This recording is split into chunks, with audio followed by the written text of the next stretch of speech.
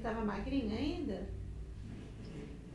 Ainda estava. O João botou na porta e saiu uma bucha de lá. E depois? E falou para não comer o doce. E o João botou na porta. E aí, o que a bruxa fez com ele? Prendeu ele na gaiola. O que teve em cima da gaiola? Deixa eu ver, vai pra frente. Aí eu vou contar pra vocês. Cadê a gaiola? Tá aqui em algum lugar. Nossa, a bruxa é muito feia.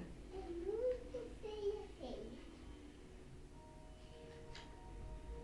É muito feia. E aí, Que cor que é o chapéu da bruxa? aqui. Uma cobra em cima. Ah, ela tem cobra, essa bruxa? Tem uma cobra em cima. Olha lá, amor, olha. Cobra.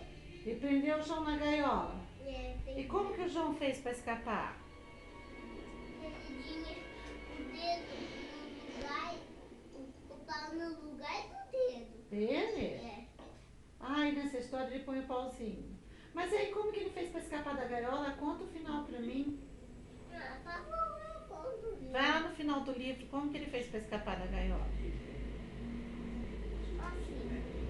Assim, o morador aí ficou feliz que a batata foi embora.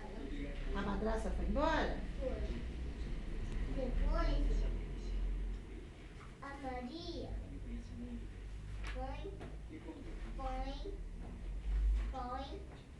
empurrou a bucha no forno. Empurrou ela no forno? É, E ela morreu queimada? morreu. Saiu até fumaça. Saiu? Saiu. E eles escaparam da casinha? Escaparam. E voltaram pra casa do pai dele?